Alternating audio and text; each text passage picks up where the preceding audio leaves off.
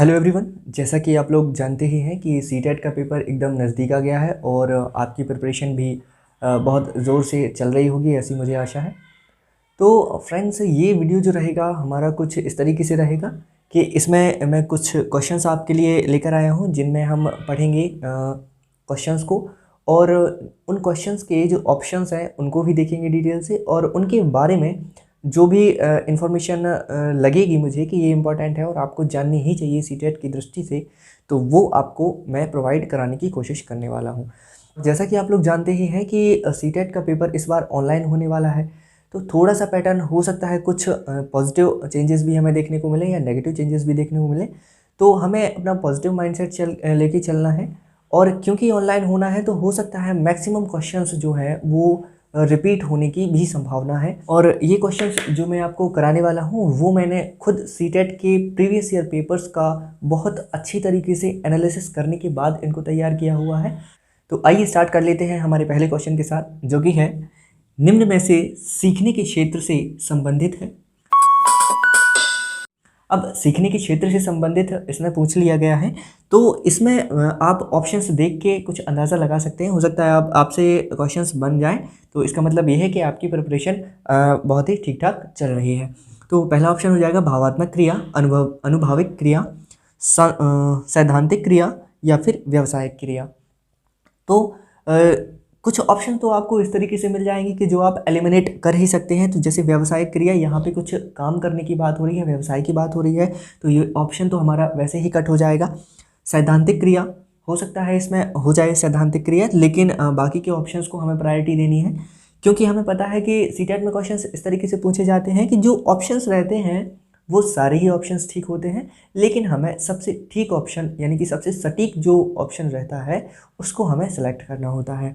तो भावात्मक क्रिया जो है वो हो सकता है क्या, तो भावनात्मक की यहाँ से बात कुछ हो नहीं रही है, संवेगों से रिलेटेड यहाँ पे कुछ बात हो नहीं रही है, तो ये भी हमारा कैंसिल हो जाएगा। अब ये बात आपको भी बहुत अच्छी तरीके से पता है कि कोई भी बालक जब कुछ क्रिया करके या अनुभव के माध्यम से सीखता है तो वो उसके लिए ज़्यादा स्थायी साबित होती है। तो इसका जो ठीक ऑप्शन हो जाएगा वो हो जाएगा हमारा ऑप्शन नंबर बी, अनुभाविक क्रिया। बढ़ते हैं हमारे अगले क्वेश्चन की ओर, जो कि है कोई बालक अमूर्त स्तर पर चिंतन, बौद्धिक क्रियाएं और समस्या समाधान किस अवस्था में करता है। तो यहाँ पर अमूर्त चिंतन और बौद्धिक क्रियाओं की बात चल रही है, और ऑप्शंस आप देख के समझ ही गए होंगे कि ये जो जीन पियाजे का टॉपिक है उसी में से प्रश्न बनाया गया है।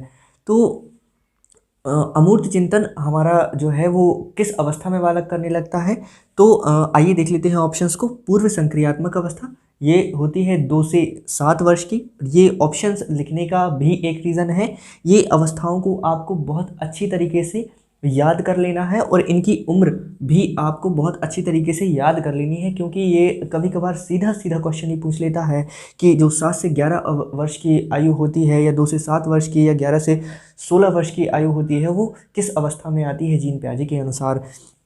तो आपको इन अवस्थाओं की एज को और इनकी उम्र की क्वालिटीज़ को, यानी कि क्या क्या इन अवस्थाओं की विशेषताएं हैं, उनको बहुत अच्छी तरीके से याद कर लेना है। तो जो इस ऑप्शन की इस क्वेश्चन की बात करते हैं, तो अमूर्त चिंतन की बात हो रही है, तो पूर्व संक्रियात्मक अवस्था ये 2 से 7 की होगी, तो यहाँ पे मूर्त चिंतन करेगा बालक, अमूर्त चिंतन करने में सक्षम नहीं हो पाएगा। अगला ऑप्शन देख लीजिए, मूर्त संक्रियात्मक अवस्था, ये हमारा बाल्यावस्था का टाइम पीरियड हो जाएगा। औपचारिक संक्रियात्मक अवस्था, यहाँ पर जो है हमें पता ही है, जैसे कि बालक किशोर अवस्था में पहुँचता है जैसे ही, तो वो अमूर्त चिंतन करने लगता है और तार्किक चिंतन करने लगता है, संवेग भी उसके बहुत ज़्यादा तेज़ी से विकसित होने लगते हैं। तो ये जो एज हो जाएगी औपचारिक संक्रियात्मक अवस्था की, यही ऑप्शन हमारा ठीक हो जाएगा, और ये इसकी एज जो है वो क्या हो जाएगी, 11 से लेकर 16 वर्ष की इसकी आयु होती है। और अमूर्त चिंतन की अवस्था जो है वो जीन पियाजे के अनुसार औपचारिक संक्रियात्मक अवस्था हो जाएगी। तो इस क्वेश्चन को रखने का मेरा केवल एक ही उद्देश्य है फ्रेंड्स, कि आप जीन पियाजे टॉपिक को बहुत अच्छी तरीके से कवर कर लेना। आइए नेक्स्ट क्वेश्चन देखते हैं, जो कि है क्वेश्चन नंबर 3। निम्न में से सामान्यतः सीखने की विधि नहीं है। तो फ्रेंड्स, नहीं को आप बहुत अच्छी तरीके से पढ़िएगा, क्योंकि आपको पता ही होगा सीटेट में क्वेश्चंस बहुत लेंदी पूछे जाते हैं, और अगर आप नहीं को मिस कर देते हैं तो पूरा का पूरा आप हो सकता है क्वेश्चन गलत सॉल्व करके आ जाए। तो फ्रेंड्स नहीं पे बहुत ध्यान देना है, नेगेटिव वाले स्टेटमेंट वाले सेंटेंसेस आपको फंसाने का काम करते हैं। तो देख लेते हैं कुछ ऑप्शंस को। परिचर्चा विधि, तो इसके माध्यम से तो सीखा ही जाता है, चर्चा करते हैं हम, बालक के साथ चर्चा करेंगे, परिचर्चा करेंगे, तो ये तो ठीक बात है भाई, इसके माध्यम से तो सीखा जाता है। कार्यशाला विधि, हम किसी को कार्य को करके हम बहुत अच्छी तरीके से सीख सकते हैं, तो ये भी ठीक ही हो जाएगी। प्रेक्षण विधि, प्रेक्षण विधि को अपन छोड़ते हैं। सम्मेलन विधि, सम्मेलन मतलब कि कहीं पर भी इकट्ठा होकर हम सारी बातों को डिस्कस करते हैं और बच्चों को हम सिखा सकते हैं, ये भी ठीक हो जाएगी। हमारा जो करेक्ट ऑप्शन हो जाएगा वो सी ऑप्शन ठीक हो जाएगा इसका। आइए देख लेते हैं हमारे अगले क्वेश्चन को, जो कि है क्वेश्चन नंबर 4। निम्न में से कौन सा कार्य बाह्य प्रेरक से संबंधित है? ध्यान देना फ्रेंड्स, बाह्य प्रेरक की बात हो रही है यहाँ पे। क्वेश्चन अभी खत्म नहीं हुआ है, अभी ये जारी है। पहले नंबर पे दिया हुआ है कविता पाठ, दूसरे नंबर पर गणित के प्रश्न हल करना, तीसरे नंबर पर दौड़ना, चौथे नंबर पर चित्र बनाना। अब ऑप्शंस आपके सामने ये रहे कि क्या पहला बस ठीक है, 2 और 4 ठीक है, सिर्फ 3 ठीक है, या फिर पहला और तीसरा ठीक है। तो इस तरीके से अगर आप ध्यान से इन ऑप्शंस को देखेंगे तो इसका जो आंसर ठीक हो जाएगा वो हो जाएगा डी ऑप्शन ठीक, यानी फर्स्ट और थर्ड दोनों। यानी कि फर्स्ट में क्या दिया हुआ है, कविता पाठ, और थर्ड में दिया हुआ है दौड़ना। फ्रेंड्स मेरा ये क्वेश्चन डालने का मतलब सिर्फ इतना है कि इस तरीके की क्वेश्चंस आपको सीटेट में देखने को मिल सकते हैं। इस तरीके के पैटर्न के क्वेश्चंस आपको कई बार आपने देखे भी होंगे, और अगर प्रीवियस ईयर क्वेश्चंस वो आपने देखा होगा तो। आइए हमारा अगला क्वेश्चन देख लेते हैं, जो कि है क्वेश्चन नंबर 5। और ये क्वेश्चन जो है इस पर आप स्टार लगा लीजिए, क्योंकि ये यहाँ से जो विकार होते हैं अधिगम संबंधी, उनसे क्वेश्चन सीटेट के फेवरेट क्वेश्चन होते हैं, और एक ना एक क्वेश्चन इनसे आता ही आता है। ध्यान देना, पढ़ने और लिखने संबंधी विकार है। तो ये क्वेश्चन मैंने जानबूझ के इस तरीके से डाला है कि पढ़ने और लिखने दोनों से पूछ लिया है। तो ऑप्शंस भी आप देख के थोड़ी से कंफ्यूज हो सकते हैं। डिसकैल्कुलिया, डिस्ग्राफिया, डिसलेक्सिया और अफेशिया। तो इन ऑप्शंस में से आप पता ही कर लिए होंगे कि डिसकैल्कुलिया तो हमें पता ही है कि किससे संबंधित होता है, गणना संबंधी विकार होता है ना, ये गणना संबंधी विकार हो जाएगा। अब डिसग्राफिया ये लिखने संबंधी विकार हो जाएगा, लिखने है ना, लिखने में जो दिक्कत जाती है वो लिखने संबंधी विकार हो जाएगा। डिसलेक्सिया को आपने पढ़ा होगा कि ये पढ़ने संबंधी विकार है। और अफेशिया जो है वो किससे संबंधित है, ये संबंधित है भाषा से। तो फ्रेंड्स अब यहाँ पे आप क्वेश्चन को देखकर कंफ्यूज हो रहे हैं कि पढ़ने और लिखने दोनों से किस तरीके से इसमें क्वेश्चन पूछ लिया गया है। ऑप्शन देखिए, आपने इसको तो कैंसिल कर ही दिया होगा और इसको कैंसिल कर दिया होगा, दिक्कत जा रही होगी आपको सिलेक्ट करने में इन दोनों में। तो फ्रेंड्स अगर कहीं ऐसी स्थिति बन जाए कि जहाँ पे आप सिलेक्ट ना कर पाएँ, तो वहाँ पे आप डिसलेक्सिया को ही सिलेक्ट करिएगा, क्योंकि इसमें दोनों ही चीज़ें शामिल हो जाएंगी। क्योंकि जब हम कोई चीज़ पढ़ते हैं तो लिखी हुई चीज़ को ही पढ़ते हैं, तो अगर फ्रेंड्स अगर उसको लिखने में दिक्कत जा रही है तो वो पढ़ेगा भी गलत। तो अगर कभी भी ऐसा क्वेश्चन एक तो आएगा नहीं, पूछेगा नहीं क्वेश्चन एग्जामिनर, और अगर पूछ भी लेता है तो हमें डिसग्राफिया को ना महत्व देकर इसमें हमें सी ऑप्शन यानी डिसलेक्सिया को सिलेक्ट करना है। और ध्यान देना फ्रेंड्स, इन सारे विकारों को तो आपको देख लेना है, और भी कई सारे विकार होते हैं, जैसे कि बुलिमिया हो जाएगा, खाने संबंधी विकार हो जाता है, अफेशिया भाषा संबंधी विकार हो जाएगा, है ना। तो इसी तरीके की और भी कई सारे विकार होते हैं, उनको भी आपको बहुत अच्छे से ध्यान देकर पढ़ लेना है। क्वेश्चन नंबर 6 जो हो जाएगा वो हो जाएगा हमारा कौन सा कारक व्यक्तिगत विभिन्नता के लिए उत्तरदायी नहीं है। नहीं को आप बहुत अच्छी तरीके से पढ़ा कीजिए, क्योंकि सीटेट में काफ़ी सारे क्वेश्चन नेगेटिव स्टेटमेंट्स के आते हैं, तो हो सकता है आप उनमें कंफ्यूज हो सकते हैं। ठीक है, तो ऑप्शन इसके देख लेते हैं, परिपक्वता, वंशानुक्रम और वातावरण और निर्देशन। तो ये क्वेश्चन आपसे बन ही गया होगा। आपको पता है कि वंशानुक्रम और वातावरण का जो मेल होता है उसी के कारण जो भी व्यक्तिगत विभिन्नताएं आती हैं किसी भी बालक में वो इस तरीके से आती हैं। अब ध्यान देने वाली बात यह है कि परिपक्वता भी उसको अफेक्ट करेगी बालक को किसी को भी, और निर्देशन जो है ये काफ़ी अलग ही ऑप्शन दिख रहा है, तो ये इसका ठीक आंसर हो जाएगा, क्योंकि उसने नहीं पूछा था, तो ये ऑप्शन हमारा ठीक हो जाएगा। आइए देखते हैं हमारे अगले क्वेश्चन को। तो अगले क्वेश्चन यानी क्वेश्चन नंबर 7 में पूछा गया है कि उभयमुखी व्यक्तित्व वाले व्यक्ति होते हैं। तो ये जो क्वेश्चन है वो व्यक्तित्व टॉपिक से है, तो अगर आपने पढ़ा होगा व्यक्तित्व को तो आप इसको बहुत ही अच्छी तरीके से आंसर कर सकते हैं।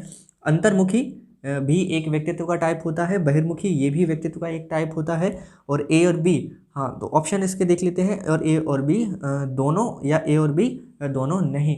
तो जो उभयमुखी वाला जो व्यक्तित्व का वर्गीकरण है वो किसके द्वारा दिया गया था, वो युंग के द्वारा इसका वर्गीकरण जो है वो दिया गया था। तो उभयमुखी जो है इन्होंने 3 प्रकार के व्यक्तित्वों को बताया था। एक तो है अंतर्मुखी और दूसरा है बहिर्मुखी। और जो उभयमुखी व्यक्तित्व हो जाएगा वो इन दोनों का जोड़ होता है, यानी कि जो व्यक्ति अंतर्मुखी भी होता है और बहिर्मुखी भी होता है, वो व्यक्ति, ऐसे व्यक्ति को हम क्या बोल सकते हैं, ऐसे व्यक्ति को हम उभयमुखी व्यक्तित्व वाला व्यक्ति बोल सकते हैं। तो इसका जो ऑप्शन हो जाएगा वो सी ऑप्शन ठीक हो जाएगा, यानी कि अंतर्मुखी और बहिर्मुखी ए और बी दोनों ही इसके ठीक आंसर हो जाएंगे। और इसी तरीके से क्रैशमर के वर्गीकरणों से भी कई बार क्वेश्चन पूछ लेता है। इन्होंने भी व्यक्तित्व के 3 प्रकार बताए हैं। पहला हो जाएगा पिकनिक प्रकार का, दूसरा हो जाएगा एस्थेनिक प्रकार का और तीसरा हो जाएगा एथलेटिक प्रकार का। तो ये 3 प्रकार जो हैं वो हमारे क्रैशमर साहब के द्वारा बताए गए हैं। इनसे भी क्वेश्चन बहुत सारे कंडक्ट हो जाते हैं कई बार एग्जाम में। अगला क्वेश्चन देख लेते हैं जो कि है हमारा क्वेश्चन नंबर 8। गंदी आयु यानी कि डर्टी एज के नाम से जानी जाती है ना। तो ये हमारे अवस्थाओं की विशेषताओं से एक क्वेश्चन है कि किस अवस्था की कौन सी विशेषता होती है। इसके ऊपर भी हमने पहले ही एक वीडियो आपके लिए प्रोवाइड कराया हुआ है, अगर चाहें तो आप वो देख सकते हैं, काफ़ी हेल्प हो सकती है आपकी। और ध्यान देने वाली बात फ्रेंड्स ये है कि ये क्वेश्चन जो है गंदी आयु के बारे में काफ़ी ज़्यादा पूछा गया क्वेश्चन है। ये काफ़ी बार पेपर में रिपीट हुआ है ये क्वेश्चन कि डर्टी एज किस एज को बोला जाता है। तो इसका जो ठीक आंसर हो जाएगा वो हो जाएगा बी ऑप्शन, यानी कि बाल्यावस्था। हमारा अगला क्वेश्चन हो जाएगा क्वेश्चन नंबर 9, जो कि है एरिक्सन के मनोसामाजिक सिद्धांत के अनुसार जन्म से लेकर 1.5 वर्ष की आयु की विशेषता है। तो फ्रेंड्स इससे काफ़ी सारे क्वेश्चंस हमारे कवर हो जाने वाले हैं कि मनोसामाजिक विकास का सिद्धांत जो है वो किसके द्वारा दिया गया था। तो एरिक्सन के द्वारा मनोसामाजिक सिद्धांत जो है वो दिया गया था और इन्होंने काफ़ी सारी अवस्थाओं के बारे में बताया था जो कि अलग अलग एज ग्रुप में चलती हैं। तो यही पूछ लिया गया है कि जन्म से लेकर 1.5 वर्ष तक की आयु जो होती है वो किस, इसकी जो विशेषता है वो क्या विशेषता है। इसका जो ठीक आंसर हो जाएगा वो हो जाएगा ऑप्शन नंबर ए। और अगर बाकी सारी अवस्थाओं की बात कर लें तो स्वायत्ता बनाम लज्जाशीलता, इसको बताया है इन्होंने 1.5 वर्ष से लेकर 3 वर्ष तक, 3 वर्ष तक की आयु इन्होंने इसको बताया है। और परिश्रम बनाम हीनता की बात कर लें तो इसकी एज इन्होंने बताई है 6 से लेकर 12 वर्ष। 65 के बाद की जो उम्र होती है उसकी विशेषता क्या हो जाएगी, अहम बनाम निराशा। तो ये बहुत ही इंपॉर्टेंट सिद्धांत हो जाता है। सीटेट में काफ़ी ज़्यादा क्वेश्चन इससे आपको देखने को मिल सकता है। और अगला क्वेश्चन हमारा हो जाएगा क्वेश्चन नंबर 10, जिसमें पूछा गया है निम्न में से कौन सी प्रक्षेपी यानी कि प्रोजेक्टिव विधि है या है।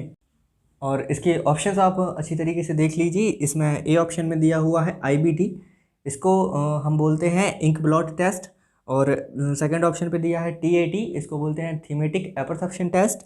CAT का फुल फॉर्म होता है चिल्ड्रन एपरसेप्शन टेस्ट। और ABC तीनों, तो ये तीनों ही मेथड जो हैं वो प्रोजेक्टिव मेथड्स के अंतर्गत आती हैं।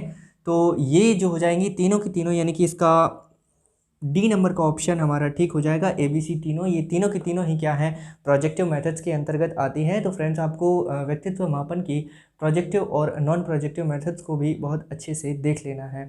तो डियर कैंडिडेट्स, ये वीडियो काफ़ी ज़्यादा लंबा हो रहा था, इस वजह से इस वीडियो को हम यहीं पे रोकते हैं। और ये क्वेश्चंस आपके लिए हेल्पफुल रहे हैं या फिर दी हुई इन्फॉर्मेशन आपके लिए जो है हेल्पफुल रही है, इसको भी आप हमें ज़रूर बता सकते हैं कमेंट करके। तो फ्रेंड्स इसी के साथ ही हम इस क्लास को आज यहीं पे एंड करते हैं। बने रहें आप IMP क्लासेस के साथ। और अगर इसी तरीके की और भी क्वेश्चंस आप चाहते हैं तो आप वो भी हमें बता सकते हैं, तो इनके और भी वीडियोस मैं आपको प्रोवाइड करा दूंगा। तो थैंक यू फ्रेंड्स, बने रहें IMP क्लासेस के साथ।